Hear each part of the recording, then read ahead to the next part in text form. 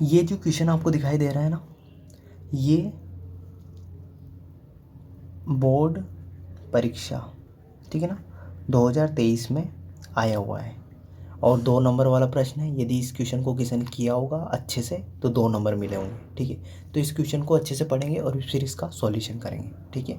तो देखो इस क्वेश्चन में क्या बताया गया है, 2 घनों जिनमें से प्रत्येक का आयतन कितना है, 64 सेंटीमीटर क्यूब। तो देखो सबसे पहले मैंने 2 घन बना लिए, एक घन ये बना लिया मैंने छोटा सा, ठीक है। आपको पता है ना घन की लंबाई चौड़ाई ऊंचाई सभी सेम होती है, ठीक है ना। तो देखो एक घन तो ये हो गया अपना और दूसरा घन ये हो गया अपना,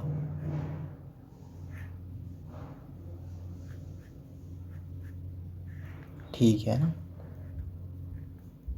अब देखो 2 घनों जिनमें से प्रत्येक का आयतन कितना है, 64। इसका भी क्या है, 64 सेंटीमीटर क्यूब और इसका भी क्या है, 64 सेंटीमीटर क्यूब, ठीक है ना। अब देखो ये तो आयतन दे रखा, अब अपनों को आयतन नहीं ज्ञात करना, अपनों को क्या ज्ञात करना है, भुजा।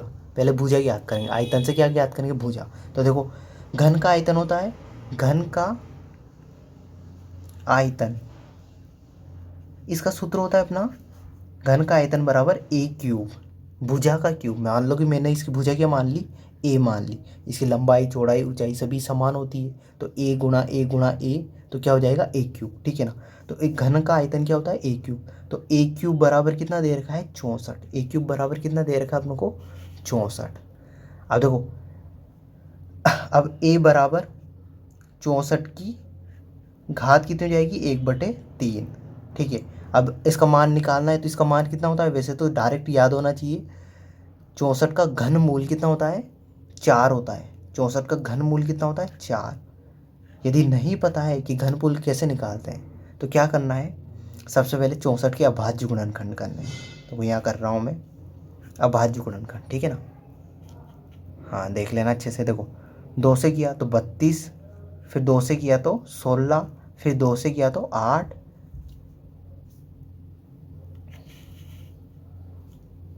फिर 2 से किया तो 4, फिर 2 से किया तो 2 और फिर 2 से किया तो 2 एकम। देख मैंने कुछ नहीं कर रहा हूँ, भाग दे रहा हूँ। देखो 64 में 2 का भाग दिया तो कितना है, 32, 32 में 2 का भाग दिया तो कितना है, 16, 16 में 2 का भाग दिया कितना है, 8, 8 में 2 का भाग दिया कितना है, 4, 4 में 2 का भाग दिया कितना है, 2, 2 में 2 का भाग दिया कितना है, 1, ठीक है ना। तो मैं बेसिकली भाग दे रहा हूँ। देखो 64 में 2 का भाग दिया 32, 32 में 2 का भाग दिया 16, 16 में 2 का भाग दिया 8, 8 में 2 का भाग दिया 4, 4 में 2 का भाग दिया 2, 2 में 2 का भाग दिया 1। अब देखो घात कितनी, 1/3, मतलब 3 3 की जोड़े बनाने, 3 3 के। तो इन तीनों, ये 2 2 2, इनमें से क्या लिया मैंने, 1 2 ले लिया। फिर ये 2 2 2, इन तीनों में से भी क्या ले लिया मैंने, 2। और 2 को 2 से गुणा करूंगा तो क्या आ जाएगा, 4। तो ए का मान कितना आ गया, 4। तो इसकी भुजा ए बराबर भी 4 होगी। तो इसकी लंबाई चौड़ाई ऊंचाई क्या क्या होगी, 4 4 4। और इसकी भी क्या होगी, 4 4 4। इसकी लंबाई भी 4, चौड़ाई भी 4 और ऊंचाई भी 4, ठीक है।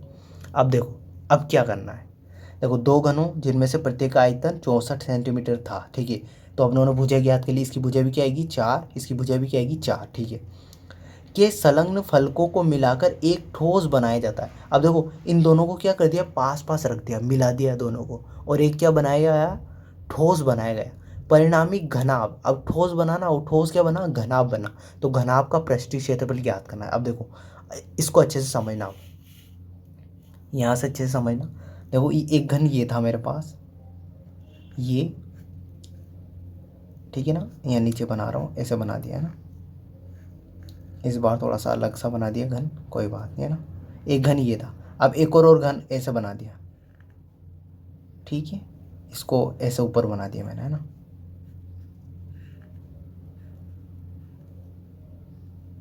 ठीक है। अब देखो इसकी, अब क्या बन गया, ये घनाभ बन गया। तो घनाभ का अपनों को क्या ज्ञात करना है, पृष्ठीय क्षेत्रफल। देखो पृष्ठीय क्षेत्रफल ज्ञात करना है तो घनाभ में क्या होती है, एक तो लंबाई होती है, चौड़ाई होती है और एक ऊंचाई होती है, ठीक है। अब देखो इस घन की लंबाई भी कितनी है, 4, ऊंचाई भी कितनी है, 4, और चौड़ाई भी कितनी है, 4। इसकी भी 4 ही है, लंबाई चौड़ाई और ऊंचाई 4 4 है।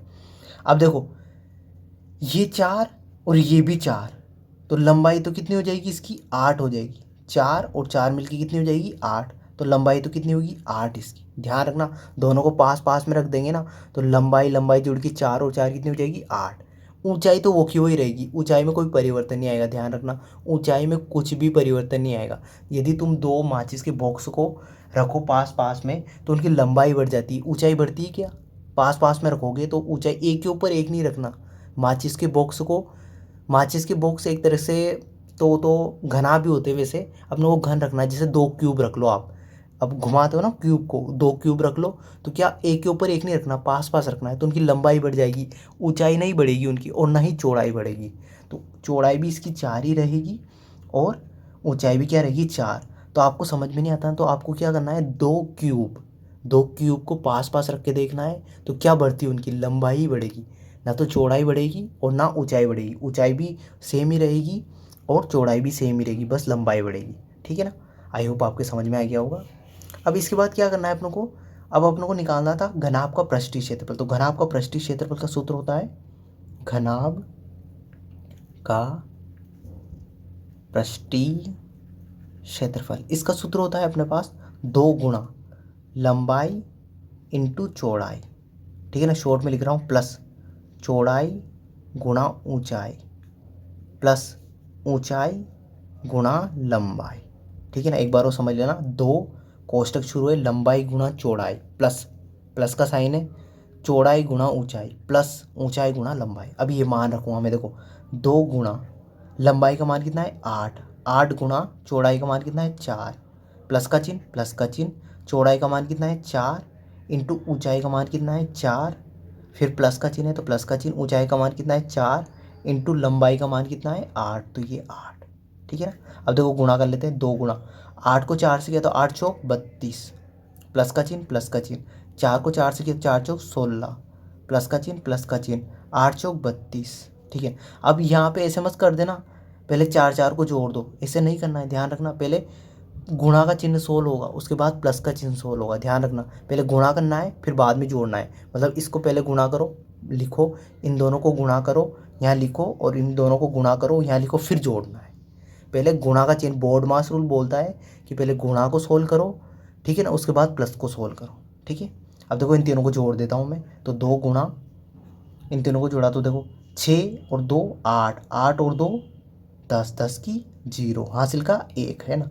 अब दो 3 और 1 4, 4 और 1 5, 5 और 3 8, 8।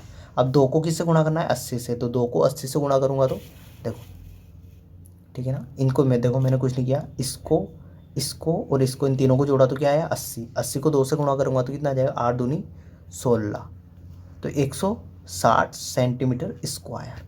तो ये घनाभ का पृष्ठीय क्षेत्रफल क्या है अपना 160 सेंटीमीटर स्क्वायर। तो इस सवाल को इस तरीके से करना था। आई होप आपको समझ में आ गया होगा क्लियरली। तो देखो क्या, एक तो ये समझने की बात होती है कि 2 क्यूब को पास पास में रखेंगे ना तो उनकी लंबाई बढ़ती है, ना तो ऊंचाई बढ़ती है और ना ही चौड़ाई बढ़ती है। ध्यान रखना इन बात को, एक के ऊपर एक नहीं रखना अपनों को, है ना, पास पास में रखना है। आई होप आप क्लियरली समझ गए होंगे इस सवाल को। Thank you.